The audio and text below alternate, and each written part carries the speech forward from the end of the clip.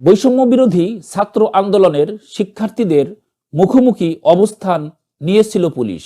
নিরস্ত্র ছাত্র জনতাকে নির্মমভাবে প্রকাশ্যে গুলি করে, যার অন্যতম দৃষ্টান্ত রংপুরের বেগম রোকেয়া বিশ্ববিদ্যালয়ের ইংরেজি বিভাগের মেধাবী ছাত্র আবু সাইদ। ফলে পরিবর্তিত পরিস্থিতিতে ভুক্তভোগী ও ভুক্তভোগীর স্বজনদের মামলা দায়েরের কারণে পুলিশের বিভিন্ন পর্যায়ের সদস্যরা আসামি হয়েছেন।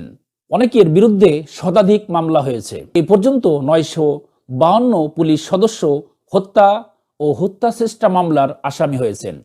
এসব আসামির 65 ভাগই পুলিশ বাহিনীর নিচের স্তরের সদস্য, যেমন এসআই, এএসআই ও কনস্টেবল। একক সংখ্যায় সবচেয়ে বেশি আসামি হয়েছেন এসআই, তাদের সংখ্যা 276 জন। এছাড়া আসামির তালিকায় আছেন 91 এএসআই, 157 কনস্টেবল এবং 8 পুলিশ সদস্যের নামের উল্লেখ নেই। পুলিশ সদর দপ্তরের সংশ্লিষ্ট বিভাগ সূত্রে এসব তথ্য জানা গেছে। সূত্রমতে বৈষম্য বিরোধী ছাত্র আন্দোলন দমন করতে পুলিশ বাহিনীর এসআই, এসআই ও কনস্টেবলরা সামনের সারিতে দাঁড়িয়ে প্রতিরোধ গড়ে তুলেছিলেন।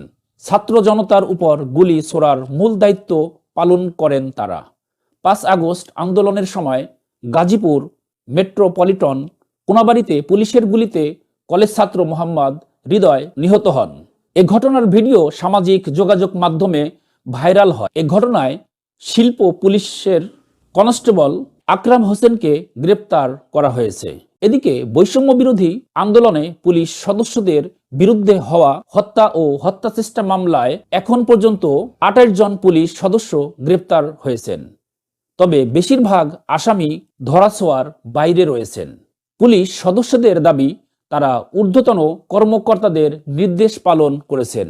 অনেককে গুলি না ছুড়েও মামলার আসামি করা হয়েছে। এ ব্যাপারে পুলিশ সদস্যর দপ্তরের AIG media and PR Enamul Haque Sagar বলেন, বৈষম্য বিরোধী আন্দোলনে ছাত্র জনতার উপর হামলা এবং হত্যার ঘটনায় মামলাগুলো জনসাধারণের পক্ষ থেকে করা হয়েছে। এসব মামলার তদন্ত চলছে এবং সুনির্দিষ্ট তথ্য প্রমাণের ভিত্তিতে আসামিদের গ্রেফতার করা হচ্ছে।